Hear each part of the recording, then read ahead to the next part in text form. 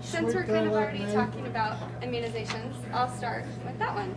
So there's lots of vaccine preventable diseases that can be prevented if you get the vaccine.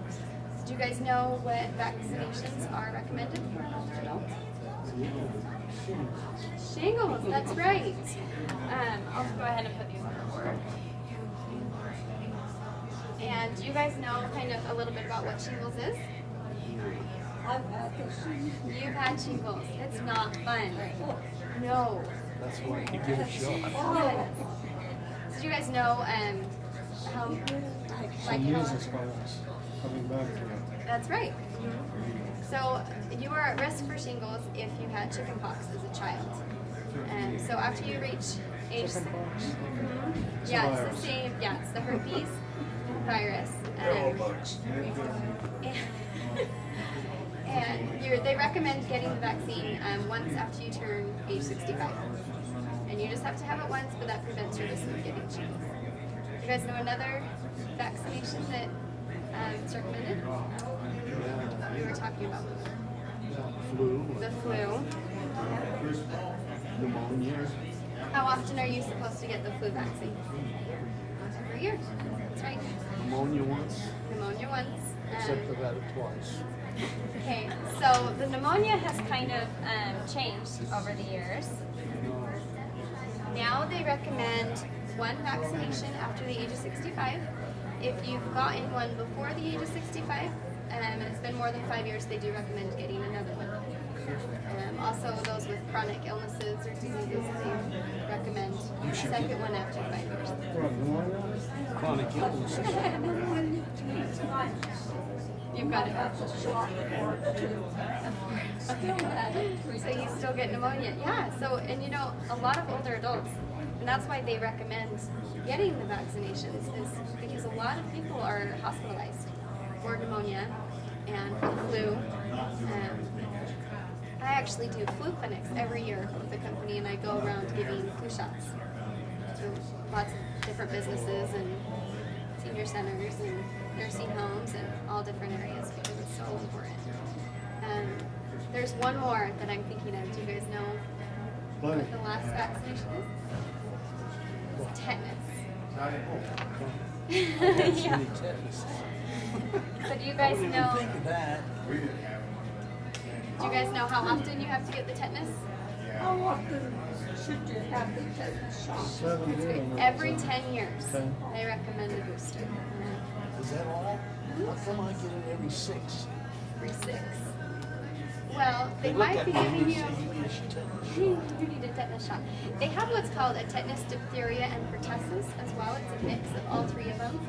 So they do recommend for people that are around children a lot getting that form because it has the pertussis in it that protects against whooping cough for young children. So sometimes doctors, if they're giving you that one, they may give it more often. But the most important thing to remember about immunizations is to consult with your doctor, make sure that you know what you're getting, and that they know what you're up to date on. And if you have any questions, you can talk to them. And I don't know if you guys have an immunization card. You can get an immunization card, and that way you can keep track of it as well. Any questions about vaccinations or immunizations? That's easy to do manually. Do them yourself, right? Especially the flu one. And the maximum dose for old people.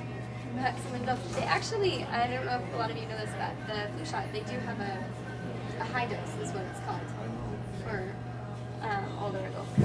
Adam needs No self-respecting germ will come near me.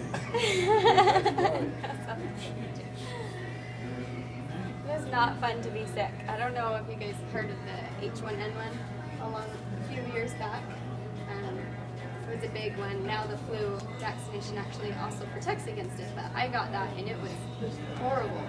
It was not fun, so it is not fun to get the flu if you get it.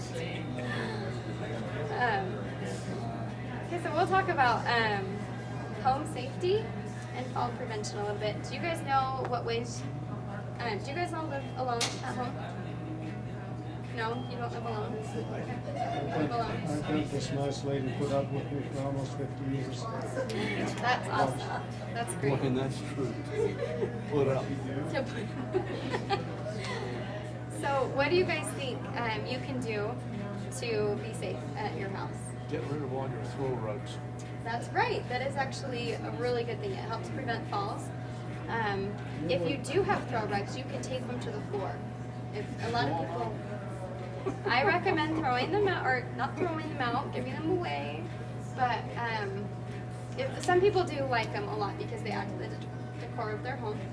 So if you do like the rugs, you can tape them to the floor just so that they don't move and you can't trip over them as easily. I was just going to say, you get into the fight of your life to try to get my wife to do it. Your wife does not want to get rid of them. Yeah, my grandma. The best thing to do is just don't keep going throw them out. So one thing to remember though, if you do have rugs, is not to put them at the top or bottom of any stairs. That increases the risk of falling on the stairwells. So I won't write these down. Do you know of other ways to prevent falls? We can talk about the falls. Learn how to fall. Don't fall. Learn how to fall. Learn how to fall. Okay, so protecting yourself. There's a technique to fall. There's a technique to I- fall. When I was a young fellow, I was dabbling in judo before they ever taught us the first throw. You had to learn how to You fall. had to learn the correct You way to roll. fall. You roll. That's a good, yeah, You exactly. know, flop down. Yeah. There's only one problem with being on the ground. Finding something to pull yourself up. Is you have to be able to get back up, and that's hard. So I don't know if you guys, any of you have those wristbands or call buttons. You can get them through alarm system companies. You can get a call button in case you do fall. That way you can push it and it's on you, and they can call somebody. They can have access to even just a family member. It was, when I was a young man, I was a paratrooper for 20 years. For 20 years, I never got hurt. I stood on a chair in my garage to install a garage That's door. dumb. Fell off a chair and broke my arm in 5 pieces. You know, I can't understand about anybody being a paratrooper. That's stupid. To be in a perfectly good plane and jump out.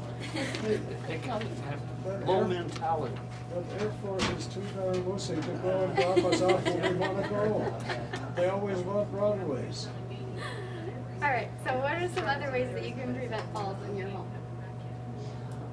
Well, you know, I just was doing my chores, and I just walked in the living room, found myself on the floor. Now I didn't trip, don't even know how I felt. Yeah.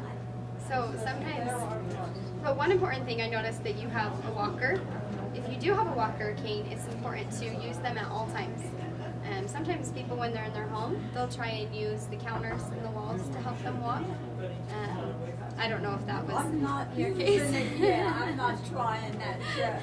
I'm just Use your walker. depending on that. It also wearing non-slip footwear, especially on slippery surfaces. A lot of people have tile or wood floors in their kitchen. Don't wear socks. You know, One wear problem good with footwear. it though, sometimes on a carpet with those non-slips, You slip, if they don't move, then you go down. then you trip. Well, I had a friend that had those and took a nosedive because It kinda slide. grabbed. It Okay. just grabbed. So those non-slips, So make sure you get what works for you. yeah, Yeah. Okay. right. Do you guys know that you can also get grab bars in your bathrooms, by your toilets and showers? We'll Don't have- everybody have those? A lot of people do. I know my grandmother, when she started using a walker, she had no idea. So we went and got them for her and put them in our house. It's also important to make sure you get railings on every stairwell so you have something to hold on to. Stairs are a big place that a lot of people fall. We have no ramp, and I do. A ramp. Yeah, that's perfect. Yeah. So there are a few reasons why it's really good to prevent falls because of injuries. You said you broke your arm. You can break your hip. You can get a head injury. So it's just really good to make sure you're keeping your home safe. Decluttering your house. What? everybody's engine room has. So another thing to keep yourself safe at your home is having emergency numbers nearby. If you have a cell phone, making sure they're in your phone, making sure they're by your phone at home. Numbers such as poison control, 911, emergency services, fire department. It's important to make sure you have a fire extinguisher in your kitchen. To prevent fires, don't let candles or anything burn unless you're in that room. If you're going to get a fire, make sure you learn how to use it. Make sure you learn how to use the fire extinguisher. That's right. It's not that simple. No, it's not. And there are some simple ones. I have one that I bought, and it's just a spray nozzle. You can just spray it. But it is a little bit hard to push, so you How have to do you be able spray to. it? Yeah, just a button on the top. I know. But some other, they're all very When different. you have a fire, what are you going to spray? Yeah. On top of the fire? Nope. Yeah, you gotta spray from the bottom, right? Start in the front and push it back. Yeah, right. One of the things to remember is just to keep your windows and doors locked at all times, and don't let strangers into your home. Why? That's why I pack. That's right.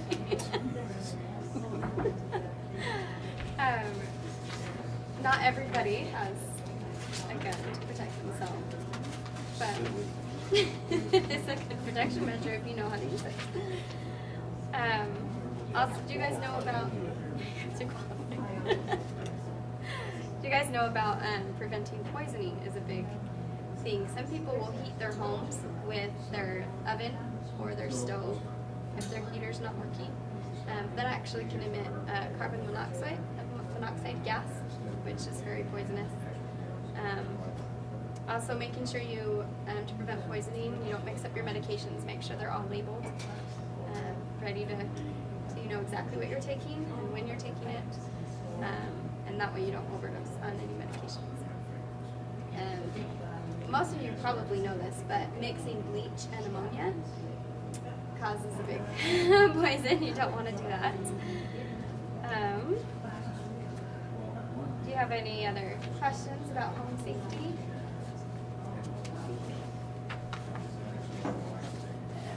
No? Okay. I was gonna, yeah, you can.